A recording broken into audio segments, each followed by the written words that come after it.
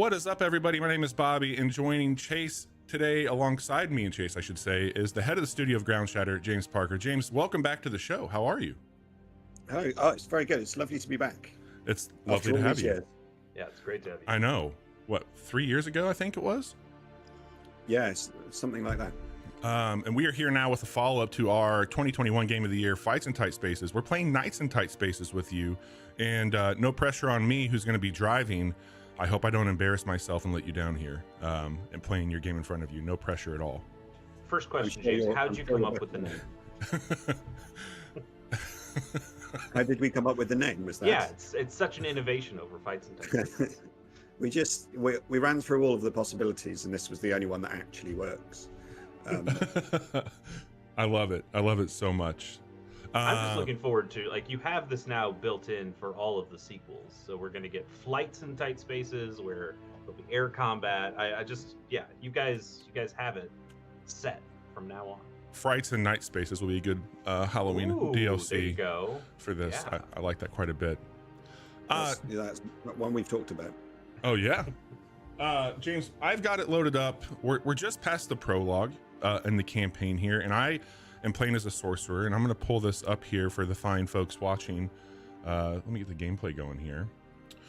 And I thought I would ask you right out of the gate to help me recruit a party member and to see how we would go about one of the coolest additions, and in my opinion, probably the biggest change I've seen since Fights is having the ability to add in party members, and we can have up to 3. I'm playing as a sorcerer, so I'm doing a little bit more of that range damage right now, but we have 2 brawler choices here, and I'm guessing a level change is what's in here, level 1 and level 2, and we can afford a level 2, or we can do another sorcerer. The recruit levels generally refer to their starting equipment, which is irrelevant with a brawler who doesn't have equipment. Sure. They just use fists and feet, but it also affects their starting cards. So I would definitely pick one of the brawlers, so you can branch your card rewards in more interesting ways, rather than if running multiple iterations of the same character is good in some ways, because it means that you can really specialize your deck, but for long-term strength, you probably want a variety. Oh, sure. And for this stream, we want to see a variety. Yeah. Oh, yeah. So. I also just want to call out like how well designed you've all done the tooltips here, like being able to mouse over and just have the visual cue of the card being larger and what's going on with it. Like the whole character sheet stuff I find with the party has just been awesome. So really, really nice job there. We're going to grab this level 2, Lena Weber. Money well spent, if you ask me, and our health is looking good. So we're going to get into it. Looking out here, we've got no side quest or anything opened up yet, but maybe we'll change that as we're playing through this. So one of the things I really appreciated was I felt as somebody who loved fights, I was able to hop right in and just have context clues and know exactly what things will be happening with this.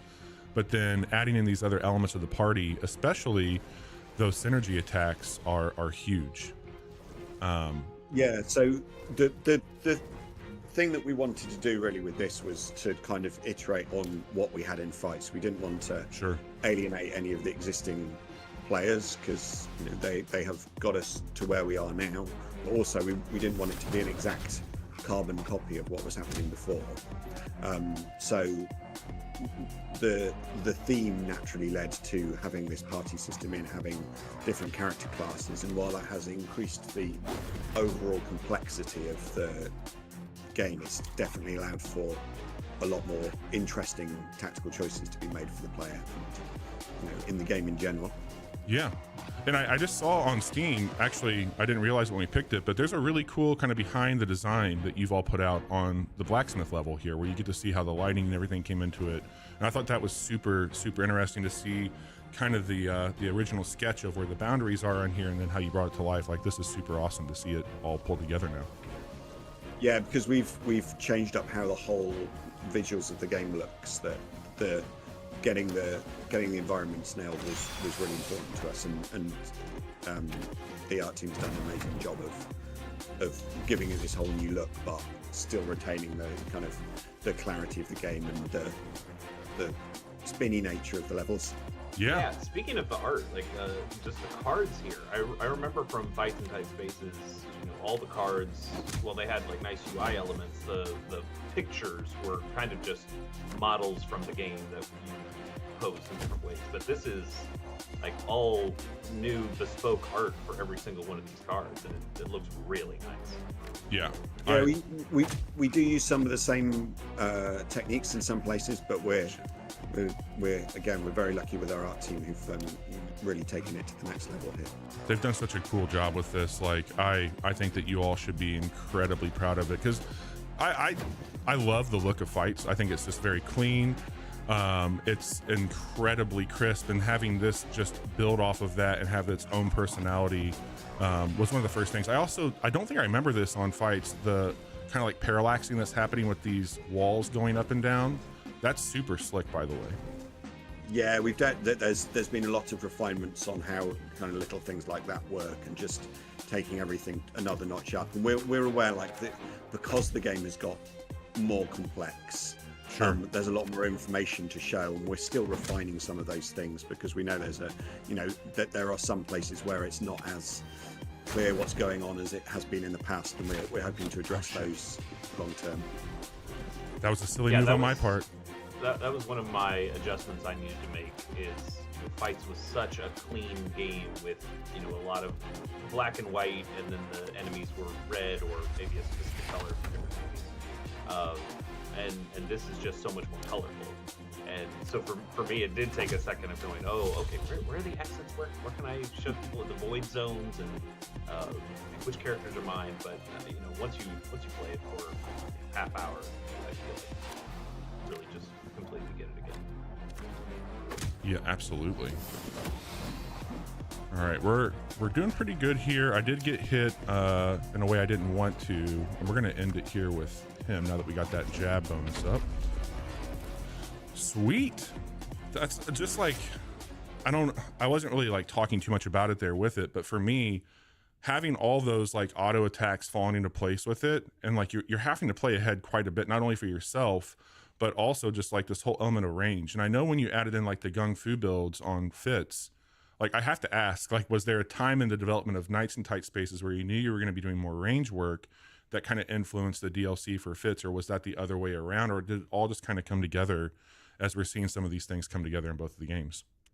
Yeah, that's a really good question. We actually, the gun stuff that we added to Fitz was done quite a lot earlier than Got it. production on kits, so we already had that in the can, but that definitely helped when we were introducing the range stuff for the magic characters and for the hunter characters and bows and things. That we had the knowledge from the Fitz DLC that we previously worked on to know how those things can work best in environments which are designed to be small, designed to be hand to hand. And again, that's still one of the areas where I think we're gonna make some tweaks to the hunter starter deck, because it's not quite landing as well as it could do with players.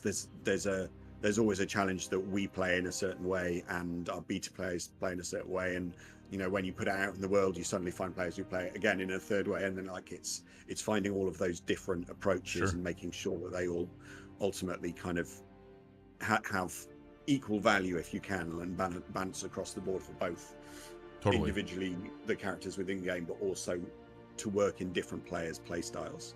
Absolutely. We're also seeing something different right here from the first game. So the Fights in Tight Spaces had some light story. It had some gangs that you were going after. There was some writing between levels, but this is telling much more of a story. You have more characters, both characters in your party, like we're seeing here, that are talking, but there was also a tavern owner that I was talking to a lot and going back to and having discussions with.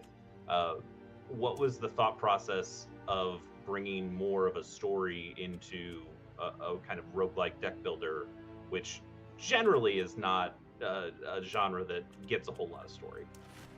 Yeah, I think we still want the mechanics and the gameplay to be the core of the game, but we had the opportunity to add a bit more framing to that. So having a little bit more story around the edges is definitely one of the things that we wanted to change up for kits. And like you're seeing now, having side quests it's a very, you know, fancy RPG thing to do, but also it gives players the opportunity to do slightly different things each time they play, see a bit more of the world, learn a bit more about the world, and also gain extra rewards before they, you know, hit up the boss or whatever.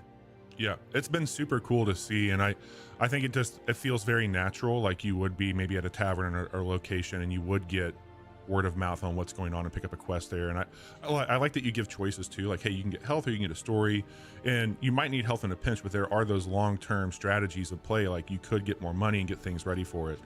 I also, like, while we're talking and not right in the thick of the battle, one of the things I think is really cool is these, again, we talked about the character sheets earlier, but coming into it and actually having consumables and having gear that you can put on characters.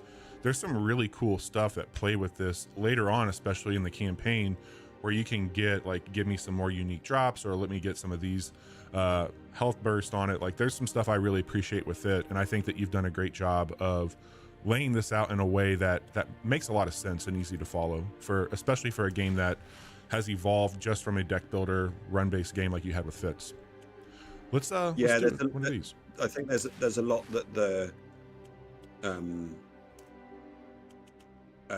a lot of Fitz players, you've come into this, see all of those extra elements, and to some extent have tried to play the game exactly like Fitz, which you can get away with and you can do, but I think some people are missing out on some opportunities, because there are some consumables that are, you know, can be game changing, and there are bits of equipment that, especially later in the run, can be really beneficial. And I think those are areas where we will continue to evolve them. Like the newer the mechanics for us, the more time we need to sit with them and players need to sit with them, and we know that these games are not, you know, set in stone, and we want to keep evolving them alongside kind of feedback from players, because there are, you know, as I said before, there are areas where real players play it in a very different way to us, so we want to keep tinkering around the edges and making sure that people are having, you know, enjoyable experiences with all those elements of the game. And the more we can encourage people to try them out and give us feedback and us iterate on those, the better the game will be.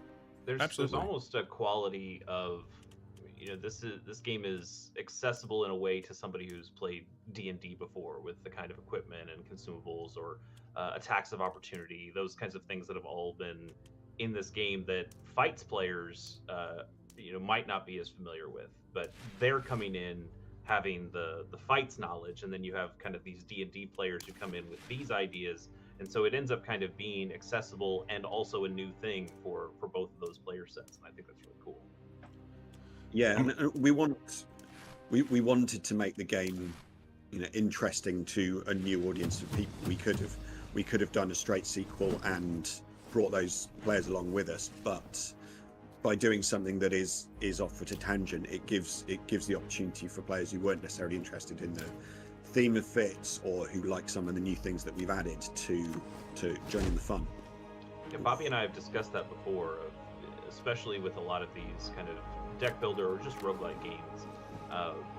It's really hard to make a sequel that doesn't just kind of feel like the same thing. Like we've talked about a game like Risk Brain that went to, when it got its sequel, it went to 3D and changed a bunch of things, but the kind of core gameplay stayed the same. But then we've seen other games that feel like they've just, you know, hey, here's more. You know, Spelunky 2 kind of just felt like more Spelunky.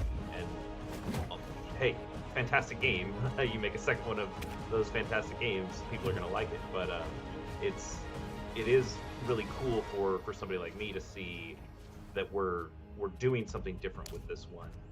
We've changed the setting. We've changed the, you know, not just being a single person and having this party now. And it feels like there's some really big changes between the first game and the second game. Agreed. My question for you, James, would be the concept of nights and tight spaces. Did you come to the idea of, like, you wanted to have more of a party system, and that led to the idea of nights and kind of this quest that you would be going on? Or was it the other way around, where you were thinking, like, well, we can go into nights, and with that you can get more of this traditional, like, RPG party mechanic? Like, where did the two of those, like, chicken and egg scenarios come up from? I think they ran pretty parallel. I think inevitably, when you're making a game, you end up with a big list of things that you would do if you had time, and having multiple player characters was always quite high on that list. So when we were thinking about where we would take the game, that was a thing that we wanted to do, and therefore lent itself to this kind of world. Totally. And the name definitely helps. Yeah, I would agree. It's so, like, when I saw you all announce it, I was like, yep, that makes perfect sense. This is the most natural progression for it. Really dig it for sure. All right, How do you balance the complexity here? Because I know that when I played fights, I had a lot of runs where I would have kind of a build, like, okay, I'm going for the total turtle counter build, and this is great. Oh, I'm destroying these people in these early levels, and then this guy does bleed damage, and my counter build doesn't work as well anymore, and I guess I'm just screwed. Or I'd have a similar build with something else. And in this one, having multiple characters, being able to kind of take on multiple roles, yes, I can have a guy who's more about countering, and then I can have this person who's more about positioning or just direct attacks. How do you balance something like that for both the player characters and also for the enemy design? Yeah, it's quite tricky. Like you say, the real challenge is making sure that all of those things work, and I think we need to make sure that we have needed to make sure that all of the systems work on their own, and then see how they all stack up together, and then where strategies become dominant, you look at things that can counter those, or if certain enemies are too difficult, then you look at ways to boost the character. So there's always pros and cons to making changes, and it's just about thinking through those changes and doing the best you can. And then sometimes you just let the players go wild. It's ultimately it's a toy box that people can play in, and affording them the ability to play how they want is more important in a way than having something that is kind of balanced on a knife edge and everything is exactly perfect. I would rather players were able to discover strategies that worked for them, or that they found enjoyable, or they build a deck out of the cards with their favorite animations in, rather than the ones that are strictly better at doing damage or playing in a certain way. It's giving players those opportunities to have fun with the game in whatever way they want. I'll call out too, like, we did that little story just now, that side quest, and what happened there was we had the option before to either get the side quest unlocked or to get health, and we did one of those and we got 60 coin, and then I also got this Magic Storm card. So there's a really good trade-off there. Like, yeah, you're gonna get a little bit more health, but you can also bank and get some really good long, like, if you're looking ahead on your run, like, it's kind of a no-brainer for me to go and learn more about that, but we've all been in pinches before. I'll do one more side quest here. We'll keep that going. This is super fun. Tell me about the level design, because hey, we're in tight spaces. It's in the name. We know we have to have that. But when you also have multiple party members, and it feels like we have more enemies on screen than we did with fights, the levels still feel about the same size as fights in tight spaces. So how do you balance that of having more people on screen and trying to have smaller spaces to fight tightly in? We had assumed that we would need to make the spaces much bigger, and it was the exact same mistake that I made the first time on when we started working on Fits. Was like, well, we'll make the levels chessboard size. We'll make them 8 by 8 grids. That will be about right, and that was way too big. And then when we came into making kits, I was like, well, we're going to have room for more characters. Let's make them bigger again. And as we went through development, we realized that actually that's not quite true. You don't need proportionately more space for your extra characters. You need a little bit more space, but it's much more fun if everyone's crammed in, and you can fit a whole bunch of enemies in as well as your player characters. And you just want every turn to be interesting and actionful, and if everyone's too spread out, that just never happens. Yeah, I think like that. Sorry, Bobby, go ahead. No. I was gonna say, playing it, like, I feel this is like the perfect size, even with all the people in here. Like, I love how chaotic it feels at times. I'm like, yeah, this is a proper tavern brawl. We're doing it now. Like, this is going to get squirrely for a second. I was going to suggest then you use your magic storm, because Now, there's enough enemies that, yeah, you'll take a bit of damage yourself, but it's probably worth. yeah, this one's Do it- super do it cool for the too. content, Bobby. No, I got this card for that reason, because you'll see it here. Like, I'll just do it. It's a super cool move, one, but if you position your characters around like that, yeah, you're going to take a hit, but what you're going to gain from this is, like, you're going to be able to trigger all those synchronized attacks, which is great. And we're doing okay on health, so I'm a big fan of that. That's very, very cool. And I should have probably used this next magic card cost -2 momentum, but oh well, another time.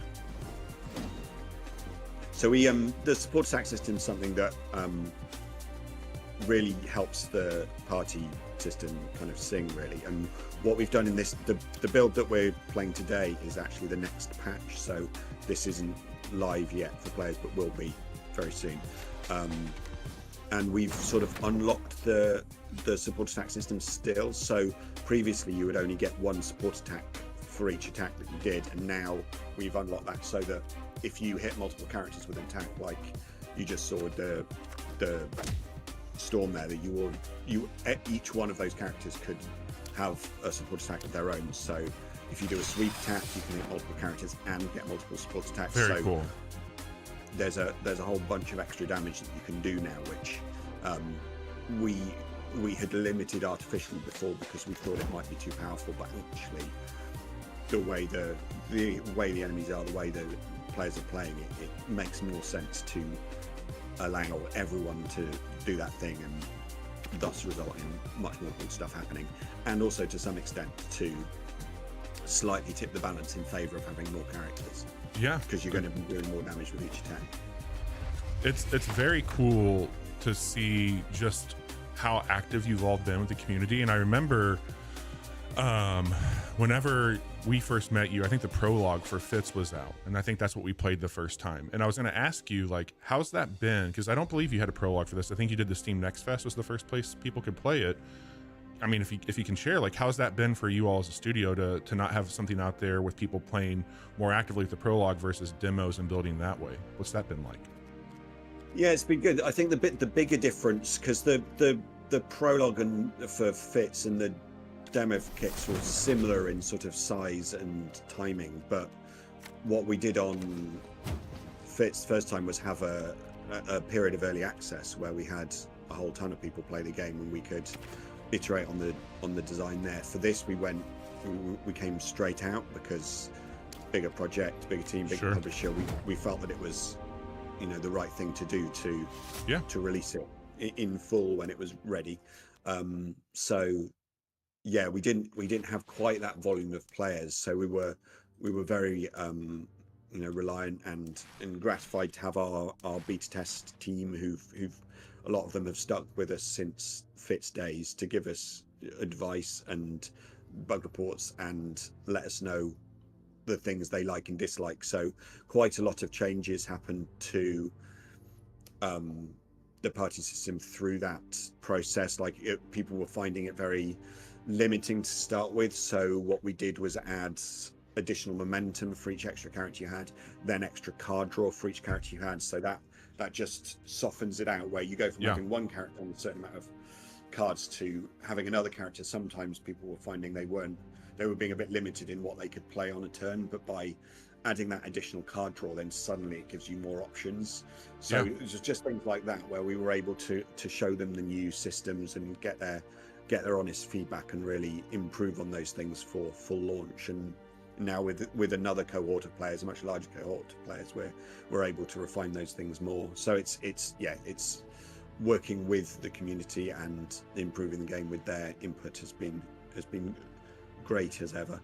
Yeah, I think that really helps too, because I think about games. There's lots of turn-based kind of games that have each character gets one action per turn, and that's a direction you could have gone with this, or only each one has their own separate momentum that they could access. But then I've also played a game like Valkyria Chronicles that it's like, okay, I've got so many actions, and one character can just take up all the actions for the entire team, which is what Knights is doing.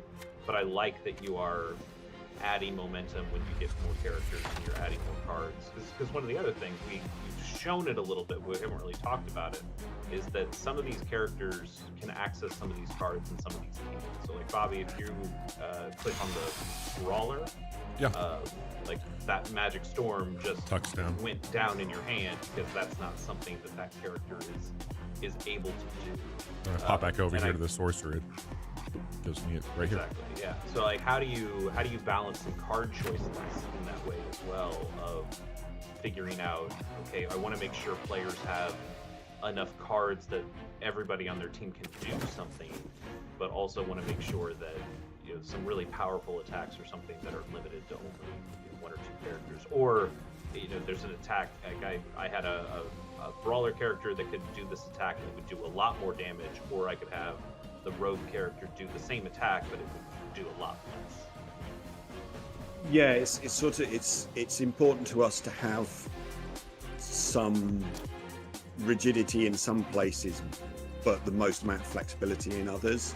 And I think one of our guiding principles throughout making these games has been, I don't want a situation where you have multiple decks, basically. I think keeping it simple and saying, here are your cards, you are in this situation now, work with the situation you've got, rather than, oh, this character's got these cards and this character's got these cards, or you've got these movement cards or these attack cards split up. I think the clarity of having a single hand of cards that you can play that turn is kind of important to me from a design perspective. So paired up with that, you then need some limitations on that, but not so many that it results in frustration as you're playing. So leaving it up to the player to make sensible choices for themselves, and there are plenty of opportunities for the player to make bad choices and end up having to live with those,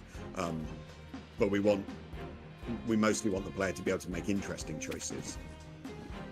I haven't felt at all like, whenever the party system was introduced and it was going to be a shared pile of like just your momentum there, I think that you've all scaled that really intelligently, but also being able to just position folks around. And this level's interesting because we're kind of being barraged here by a big group, so I'm turtling back a little bit here, but I was able to actually still just trigger those other attacks while using that. So like, I feel like I can double dip, even triple dip at times, if you do this the right way and think, like, if you're forecasting enough.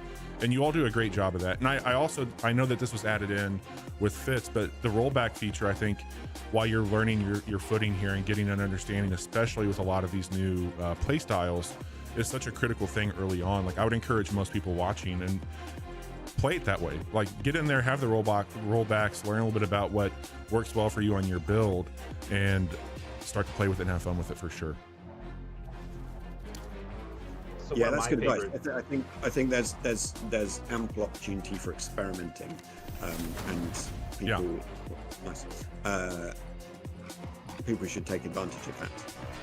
That's been my favorite thing. Things from Fights and Tight Spaces was drafting. So you'd have a number of decks you could choose from to begin with, the kind of counter build or the gun foo build, but I, just as like a Magic the Gathering player, I love just going in and picking my own cards and making a deck. And there is a drafting feature in here. I haven't used it quite yet, but can you tell me a bit how that works? Are you drafting for one character? Are you drafting for a party? How does the drafting work in kits? So in story mode, you draft for your selected archetype, basically. So you pick your class as you do normally, and then you get the draft. That was one of the areas where we've made some improvements post-launch, because out of the gate we were very conservative in the cards that the draft offered you, which meant that some of the more specialized archetypes ended up with with decks that didn't really suit them. So we changed that up so that you get offered a lot more cards relating to your starting character. And that's definitely helped for players who do like drafting. You have deck draft in daily play sometimes as well, and you can activate it for endless mode too. So yeah, it works throughout. But yes, it's definitely improved since launch. And I think we found that with lots of things, that where we've put limits on things in order to make things easier or tidier or whatever, that we've often found by taking those limits off, it results in a nicer experience for players, because they get to see all of the cool stuff more. And why wouldn't they want that? Absolutely. I'm down here just wrecking ass with this sorcerer, having so much fun down here with these guys. I need to get him out of harm's way here really quick. You can front kick that guy right into a rock. Yes. Love a good rock kick. James, I know this is probably going to be like a question that would be difficult to say at this stage, but do you have a favorite character type in this one? It does vary a bit from day to day. I do like using the hunter. Yeah. At least partly because some of the animations are super cool. Yeah. What I would do here is Mystic Push. That's what I was up to him, right? Oh, yes. Yes. God, it's so good. There are a few things that bring me joy as watching these buffoons punch one another. It's so good. If I have an option, like, I will sacrifice a hit if it requires them getting to hit each other. I really hope you get a front kick here. I know. I'm looking here. Oh, you got one. Oh no, is that a quick kick? What do we have here? Yeah, we can do that. Oh. Yeah, there you go. Chase, are you ready to push the mass here? Please. Yes. Oh, it's always satisfying. It's always satisfying. Whether it's a rooftop or a bridge, it's never been bad. Let's dash over here. I got 3. Yeah, I think I can do this in a cool way. All right, we're gonna dash over, and then I'm gonna grab our sorcerer, and I'm gonna teleport actually. We're gonna get up here and do some nastiness. Oh, maybe not. I forgot they face this. It seems like they're gonna do nastiness. Yeah. I was like, oh shit, I forgot this guy will turn and face the player. Oops. What's their damage? 7? Yeesh, that's not great. Rollbacks are made for, Bobby. Yeah. We get to see that sweet kick again too, though. That's the whole reason I did that, everybody, just so I could watch this kick again. What you could do? Yes, please. If you move the brawler forward and collect the treasure.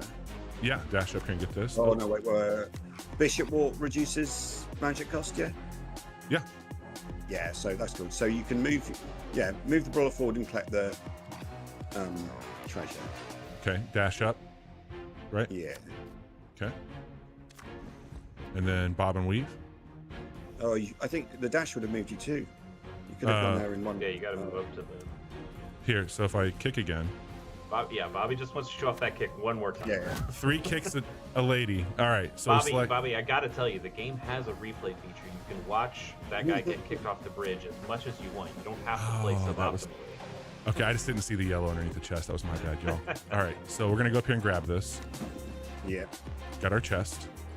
Now, if you bob and weave your sorcerer to that same column into the middle. Yeah. Over here. Yeah. Okay. I hope this works. Now, Bishop Ward, drink your drink, and now you should be able to rend. Oh yeah. That guy, and you'll get the follow-up attack on the other end. Yeah. Beautiful. Oh, it's like you Turns know out the this guy game who or made the something, game- James. Yeah, the guy who makes the game is pretty good at the game. Who knew? Oh my God. I'm really not compared to what some people are doing. For those of you watching, the source kind was so of good. Shift in thinking about how Absolutely. you enact a turn. In Fits, you needed to decide what cards you were going to play in what order. Whereas once you start thinking in a party frame of mind, it's all about who's going to use the cards and where are they going to be when they do that to really maximize the the support system, or move things into the right place so that you can maximize your turn. So there is an extra level of complexity there, but once you start thinking in that mindset, it can be incredibly rewarding. I felt like in fights there was a lot more, at least for me, a lot more focus on positioning. Okay, I need to get myself out of this sticky situation before I start attacking. And in kits, because you have more guys, and because you have the attacks of opportunity, and so many more kinds of attacks, I find myself thinking, how can I use attacks to get out of the situation rather than first thinking about positioning? And I think that's really cool to make this feel more active. Yeah, and that's something I wanted to do with lots of the things that we've added, is make it a slightly more aggressive game that players can want to maybe suck up a bit of damage themselves, but the benefit of doing that will be that they can do considerably more damage themselves in that turn or the next. So it's having some short-term pain rather than just constantly moving your characters out of harm's way. I think it's nice to encourage a more aggressive style of play in general. I need to slip out of the way for this guy. He's pretty big and gnarly. So I think what we just did here, correct me if I'm wrong, so I did the exquisite mead here on our brawler, which gives them a boost on unarmed attack, which they already had, I think, based off of who we recruited. Does that stack up on these? Is that how that works out? Yes, it looks like it. Oh, cool.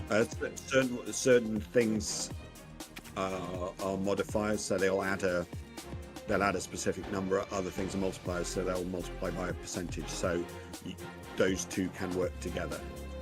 Nice. We're gonna do this here. I'm gonna move you up. We're gonna lightning strike, and this is one of the reasons like I love the sorcerer so much, is you get this really great positioning detail here, where we just did like huge numbers with just one work there, and I don't know if I have enough. They're at 12. If I select you, 16. Oh yeah, we can definitely end it right here. So the numbers on the cards will dynamically change depending on which character you've got selected. So the brawler actually had a much higher unarmed damage, so they were going to be more effective with that card than the sorcerer would have been if they were in the same position.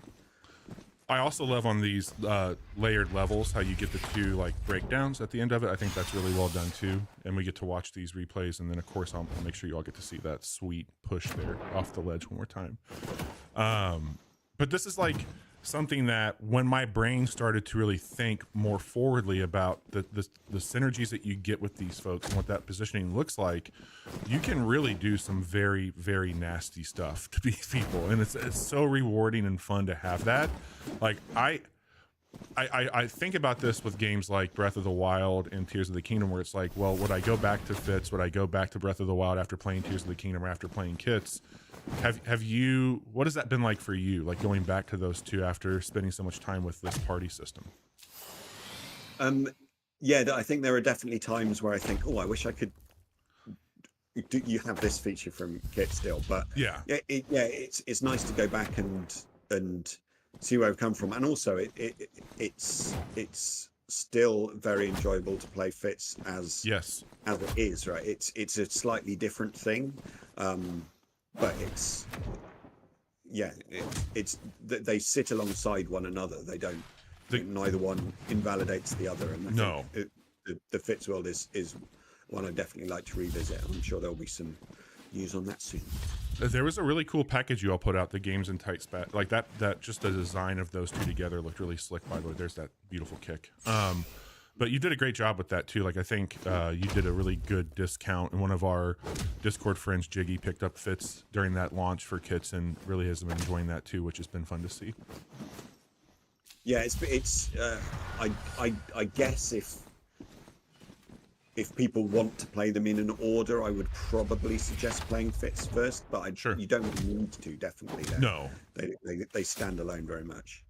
Yeah, and I think the prologue in this game also just really helps to give you, this is kind of, if you played Fights in Tight Spaces this is kind of fights in tight spaces for like 4 fights, and you really start to understand, okay, I'm learning a little bit of the new stuff that's in here, and then you get another party member and you go, whoa, okay, there's a lot more to know here. But if you're somebody who hasn't played fights in tight spaces, I still think that prologue is a really nice way of ramping you up into what this game is to begin with, instead of just immediately giving you 3 party members and going, well, good luck. Was there? Yeah, that was that was one of the things we learned from the demo, was that while we need to introduce these systems and make players aware of what they're going to need to do, doing it too soon can be quite overwhelming. So while you don't have to use the party system immediately, it's useful to do it and get used to it before the latter parts of the game where it really comes into its own. James, do you have a favorite piece of art from the cards? Because Bobby just shuffled it away, but I think Head Smash is my favorite, which was a card that was basically in fights in tight spaces, but I love the big red skull and the crack that's coming out of it. It's fantastic. Yeah, again, that's one of the harder ones to have a favorite of, because there are so many just amazing looking bits of card art. We took a pretty gnarly hit there, y'all, but I think we're gonna be okay. We're gonna work on. Be careful then. Yeah, because we're gonna have some drop in here. I was gonna ask, like, so the incorporation of like the high fantasy, like you've got witches in here, and there's some other undead creatures that pop up. Where did you come into the, like, rather than just like keeping this like straight up knights fighting? How did you lean into the decision to incorporate more high fantasy with this? That was partly because there was lots of things that we could have done in Fits but didn't. Things like indirect attacks or teleporting, or things that are only really possible if you have magic in your world. So that was another of the reasons why we went for this fantasy, because it unlocks all of that potential. So it gives you these support characters who can hide in the corner potentially and fire lightning in periodically. Yeah. It gives you the ability for a witch to summon a skeleton right in front of you, things that would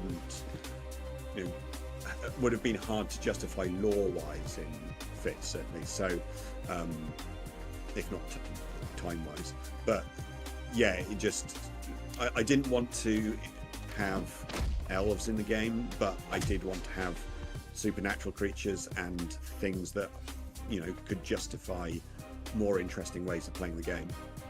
Are there any specific fantasy movies, books? What inspired some of the stuff in Knights, or what are you pulling from? I think some of the, because I'm an action movie guy, basically. Like that's what informs Fits and what informs this to some extent. So it's not necessarily your high fantasy Tolkien type stuff. It's more things like Guy Ritchie's King Arthur and that terrible Robin Hood movie with Taron Egerton. Places where they've taken the things that make action movies cool and applied that in those environments. I always wanted it to be along those lines rather than the more traditional fantasy movies, I guess. Sure. Bobby, could you do me a favor and hover over the witch, please? Yeah. I really love that it asks where her legs go. That's when I was playing this last night. First time I came up against a witch, and I hovered over to her just say, okay, what's the witch do? Because she's got to do something weird, and then I see where her legs go. That's so good. I just love that little touch.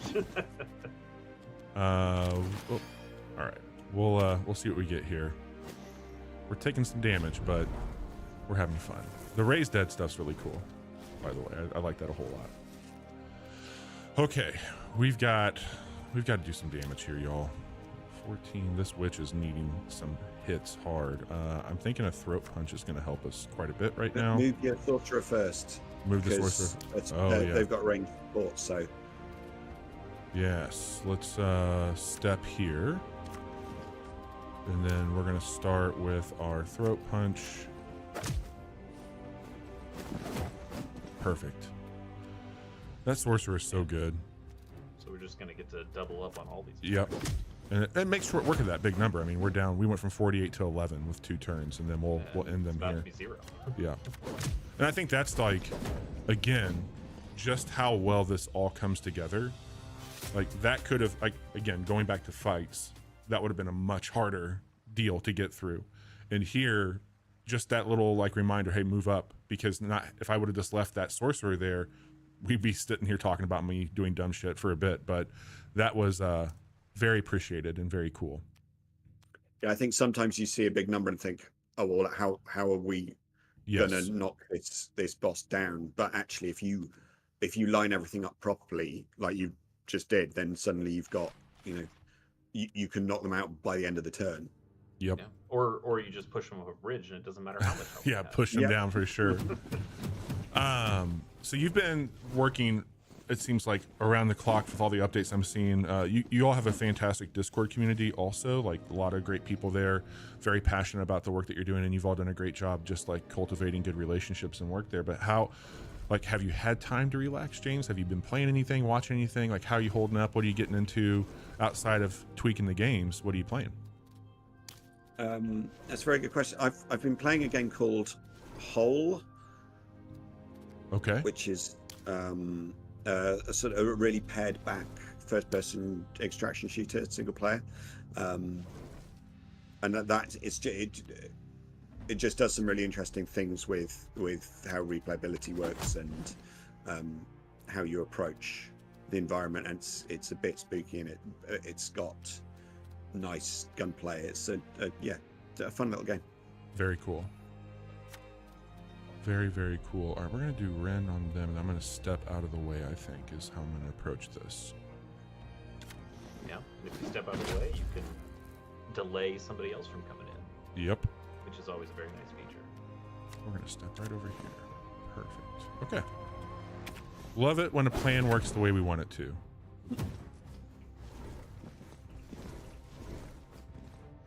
And that whole turn, you just spent using the sorcerer character. You didn't end up using the brawler at all, which I love that's a possibility in your tool belt, as we talked about before. And I'm thinking if I slip our brawler here, that gives me a little bit more options on how I want to handle some of this. Or I could swap actually somebody too. You've got to be careful of the last with the big sword, because they've got counter.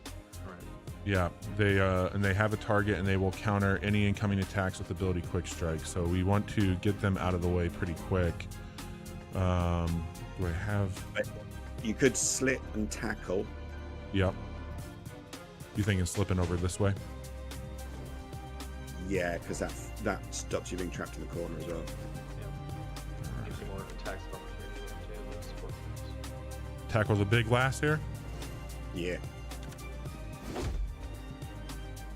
Why don't you just rest for a second there? All right. I can do a push here. They don't have a jab and build up some momentum. We'll push you back. Keep your sorcerer out of the way too. Yep. I can just step back here. Cool. Yeah. We can swap. Ooh, I wonder. I should have done swap. that. They're gonna continue facing. Yeah, I'll be here. Yeah, we'll teleport and get out of the way. I kind of like over here. Seems like a good spot. Yeah. All right. This space is getting more tight as we hang out here. I love it. This is great. Okay.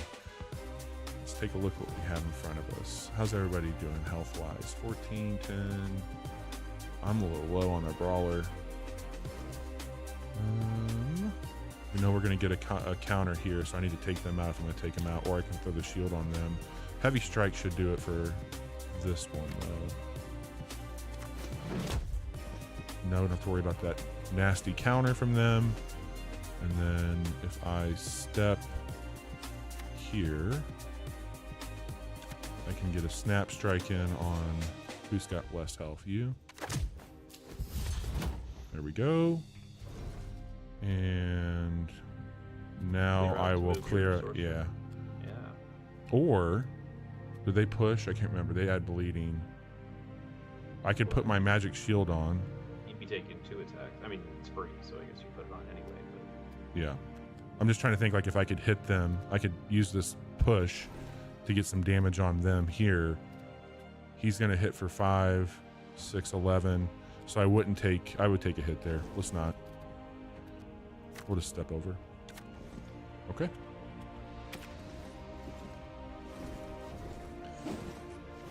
That's great.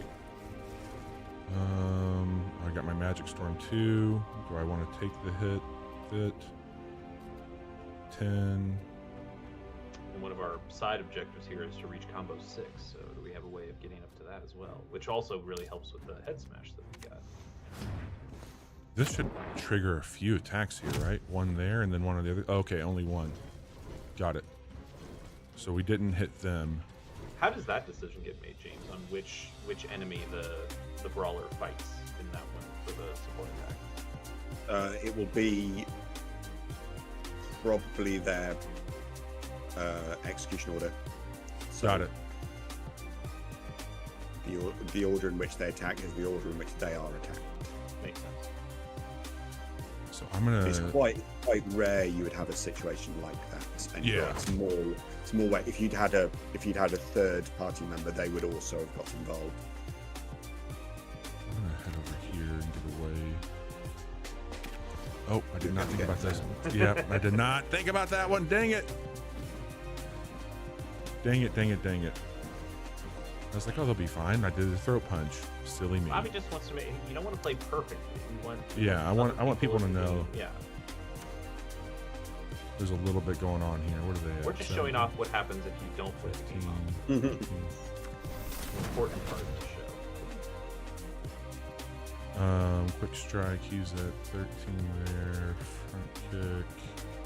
We can get rid of them. Let's work on you.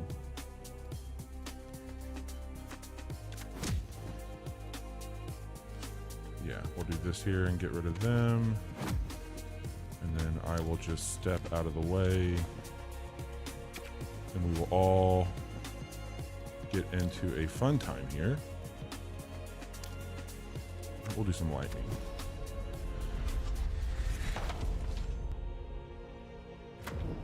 Boom.